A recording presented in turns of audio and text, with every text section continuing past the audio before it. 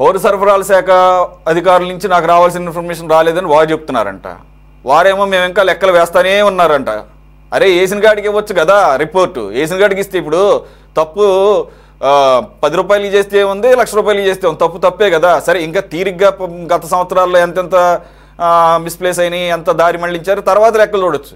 So ఈ తాత్సారం అంతా కూడా పేర్ని నాని గారికి అనుకూలంగానే పోలీస్ అధికారులు కానీ పౌర సరఫరాల శాఖ అధికారులు కానీ, ఇంకా మాట్లాడితే లోకల్గా ఉన్నటువంటి జిల్లా కోర్టులో ఉన్నటువంటి PP public prosecutor Perni Nani గారికి సంబంధించినటువంటి వ్యక్తి ఆయన మార్చాలని చెప్పేసి కూడా ఒక వాదన వచ్చింది.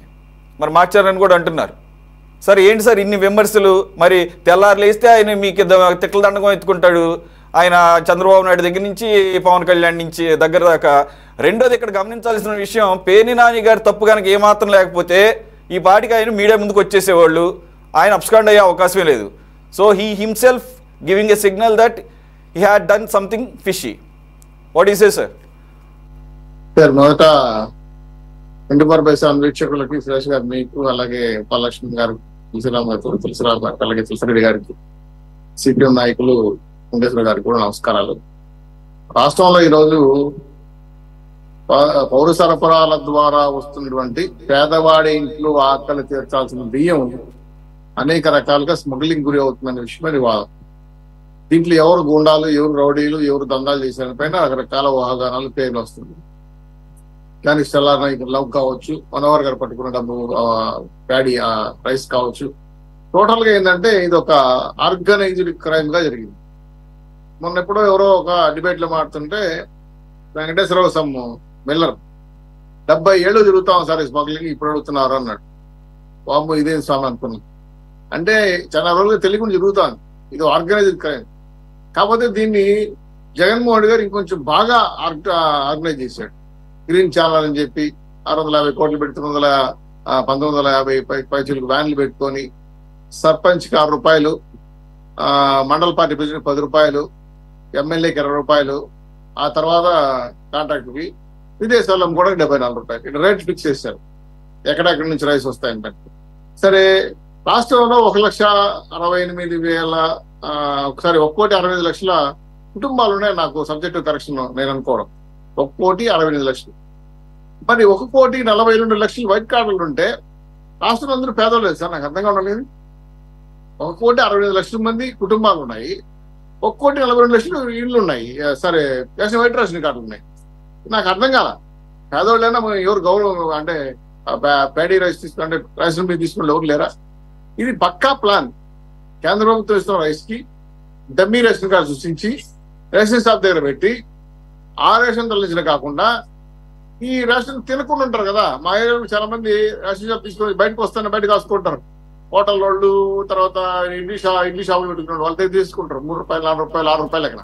శ్రీనివాస్ చౌదరి గారు, మనం ఈ స్మగ్లింగ్, ఈ ఆర్గనైజ్డ్ క్రైమ్, దీనన్నిటి గురించి పలు సందర్భాల్లో చాలా చర్చించాం. సరే మీరే అన్నారు కదా, మీ పాయింట్కి వస్తా. మరి ఆ స్థాయిలో వైట్ రేషన్ కార్డు, రైస్ కార్డులు ఉన్నాయి కదా, మీరు మరి వాటిని స్క్రూటినైజ్ చేసి తగ్గించే సాహసం చేసే దీనికి పూనుకుంటారు మరి? తప్పకుండా. ఇప్పుడు అదే ఆ ప్రయత్నంలో భాగంగానే ఇవన్నీ బయటకు వస్తున్నాయి. అసలు నిజంగా దానికి అర్హులు ఎవరు? ఇంకోటి ఏంటి సార్ నాకు అర్థం కావాల్సింది ఏంటంటే రైస్ ఎవరు తినట్లేదు సార్. వాళ్ళకి ఇవ్వాల్సిన సన్న బియ్యం, సోనా మసూరా అవి మాకొద్దు, మేము తినం. నాకు తెలిసి 199 పాళ్ళు, అంటే ఆ ఒక్క పాళ్ళు కూడా నాకు నమ్మకాలు లేవు, తినట్లేదు. ఇంకో విషయం చెప్పనా మీకు, అంతర్జాతీయంగా మాకు ఆంధ్ర రాష్ట్రంలో సర్వేలో కూడా వచ్చినాయి ఈ మధ్యకాలంలో. కొప్పల్లో పెండా కూడా ఉండడం మానేసేస్తారు. ఇప్పుడు స్విగ్గీ, జొమాటో, అదే కర్రీ పాయింట్లు, హోటళ్ళు, బిర్యానీలు వచ్చిన తర్వాత చాలా మంది 170 మంది ఇళ్లలో అన్నం వండడం మానేశారు. హోటల్లో లేదా ఫాస్ట్ ఫుడ్ లో, లేదంటే ఇంకోటి. సరే వాటి డిఫరెంట్ సబ్జెక్ట్ అనుకోండి. నేనడం ఏంటంటే నిజంగా పేదలకు ఏ రైస్ ఇస్తే తింటారు ఇవ్వండి. అది ఎవరు ఇవ్వమన్నారు? మిమ్మల్ని రూపాయలు సున్నాలు, 10 మంది బియ్యం, పురుగుపట్టిన బియ్యం, పాలు చేయని బియ్యం, దట్టు బియ్యం తినాలి, మంచిది ఆరోగ్యానికి, సంతోషం. కాదరవల్లి లాంటి ప్రచారం చేస్తున్నారు మిల్లెట్స్ తినమని చెప్పి. అలాంటి చేయండి. సంస్కృతి మంచి సంస్కృతి కదా. మోడీ గారేమో మిల్లెట్స్ తినండి, బ్రహ్మాండంగా అప్పుడు చేయండి, ఆరోగ్యంగా అప్పుడు చేయండి, అవి ఇవ్వండి. కృపా భీమ్ పేరు మీద గత ప్రభుత్వం చేసిన వ్యవహారం ఏంటంటే స్మగ్లింగ్ అది డిబేటబుల్, అది లాంగ్ టైం తీసుకుంటది. దాని గురించి చాలా చర్చలు జరగాల్సింది ఉంది. ఆ సాహసం చేస్తారనేది చూడాల్సిన అవసరం ఉంది. ఎందుకంటే ఇదంతా ఓటు బ్యాంక్ రాజకీయాలు ఎంత తెలిసిందే. సరే, ఓకే. నేనేమంటున్నానంటే ఇప్పుడు మనం సమస్య ఇష్యూకి వద్దాం. పేర్ని నాని గారు ఏమన్నా టీడీపీలో కానీ జనసేనలో కానీ జాయిన్ అవుతారని ఏమన్నా మాట ఇచ్చాడా, ఏమన్నా సిగ్నల్ పంపించాడా? ఏంటి మీకు ఆయన మీద అంత ప్రేమ చెప్పండి. నేను ఎక్కడికే వస్తున్నాను సార్. ఇక్కడ గుమ్మడికాయతో ఉందంటే భుజాలు ఏం జరుపుకుంటున్నారు నాకు అర్థం కావడం. రెండో విషయం, పేరు నాన్నగారు ఎందుకు పారిపోయారు? మాట్లాడితే మైక్ ముందుకు వచ్చి ఆడంతా ఈడంతా పవన్ కళ్యాణ్ అంతా ఆయన మాట్లాడినోడు ఈ రోజు నేను వీరుణ్ణి సూర్యుడిని విక్రమాదిత్యుని అని చెప్పి ఆయన జగన్మోహన్ రెడ్డి గారి శిష్యుడు. దాదాపు నా దగ్గర జగన్ యొక్క మౌత్పీసే నాని. ఇప్పుడు ఎందుకు వెళ్ళిపోయాడు? ఆయన కొడుకు కూడా బాబు గారు విమర్శించారు. ఆ సుధారాణి గారు జయసుధ గారు వారి మీద ఏదో అగ్రిమెంట్లు ఉన్నాయని, గోడం సీల్ చేశారని, గోడానికి వాల్ పోస్టర్ ఇచ్చారని వెంటనే అలసి అంటే ఇక నాకు అర్థం కావాల్సిందే సార్. ఇక్కడ ఎక్కడో సన్నాయి నొప్పులు నొక్కుతున్నారు. మనోహర్ గారే వేల టన్నులు సీజ్ చేశారు. పవన్ కళ్యాణ్ గారు సీజ్ ద షిప్ అన్నారు. మా పార్టీ నాయకులు ఏమో అరెస్ట్ చేయమన్నారు. మాకు దోషులు కనపడటం లేదు, పోలీసులు కనపడటం నాకు అర్థం కావడం.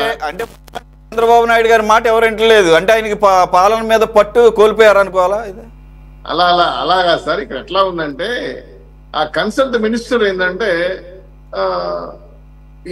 ఏ శాఖ నిర్ణయాలు తీసుకోవాలో తీసుకోవాలి.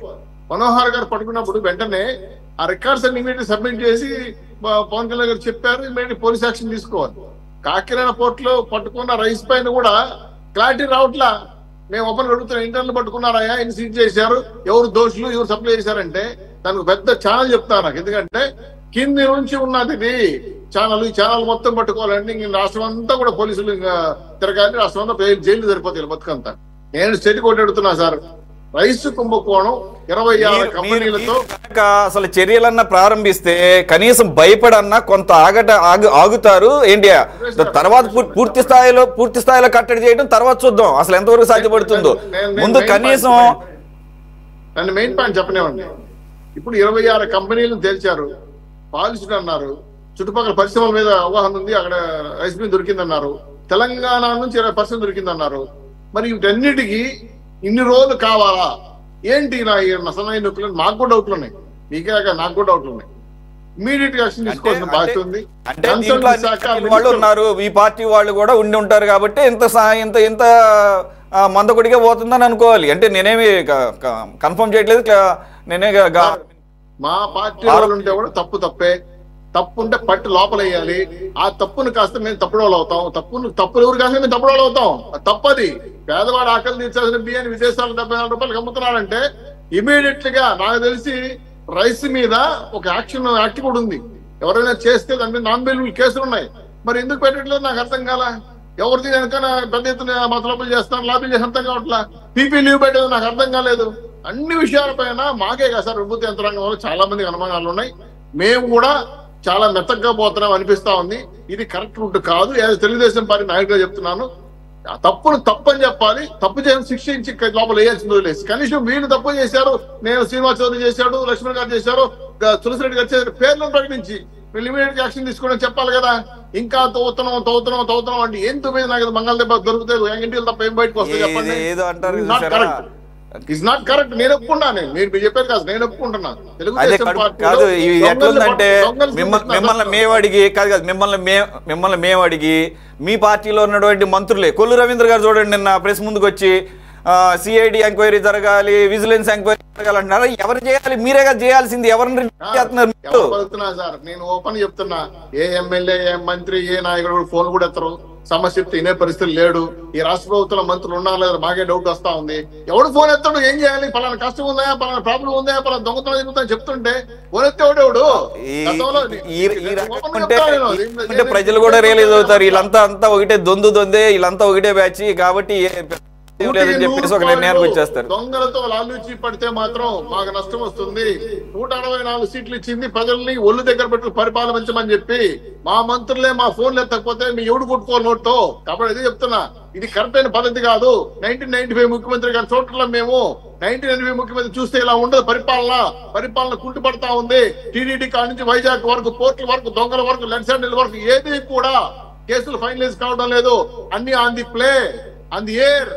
పైన గ్యాల్లో ఉన్నాయంటే ఉన్నాయి. కేసులు పెట్టావు పెట్టావు, ఎవరు నువ్వు పెట్టావు, ఎవరు అరెస్ట్ చేసావు, ఎవరు ముందుకెళ్ళావు? ఇప్పుడు మీరు చెప్పేది ఎలా ఉందంటే మీ గోడు కాదు. నా జిల్లాలో, నా తిరుపతిలో మా తెలుగుదేశం కార్యకర్త ఇసుక తోలు ఇంటికి తోలుకుంటాను, డైరెక్ట్ నా పట్టుకుంటే అరెస్ట్ చేస్తే లోపలేస్తే దిక్కు లేదు. 1,50,000 కట్టిపెట్టి బయటకు వచ్చాడు. బయటకైనా ఎవరు చెప్పుకోవాలి సార్ బాధలు? మా బాధలు మాకు కడుపు తీసుకుంటే కళ్ళ మీద పడతాయని చెప్పి ప్రభుత్వం వచ్చిందనే ఆనందం తప్ప ఏమీ లేదు, ఏమీ జరగట్లేదు. ఇది నిజం, వాస్తవం కూడా. రైట్. ఇక మీ గోడు వినేవాడే లేకపోతే ఇంక ఉపయోగం ఏముంది? మీరే మీడియా కూడా ఒక వర్షన్ అయిపోయింది. తులసిరెడ్డి గారు కానీ, కమ్యూనిస్ట్ గారు కానీ, కమ్యూనిస్ట్ పార్టీ అని చెప్పి నిన్నారు, నమ్మారు. 160 సీట్లు ఇచ్చి ఎందుకు? వాళ్ళ దరిద్రమైన పరిపాలన చూస్తే భరించలేక మాకు ఇచ్చారు సీట్లు.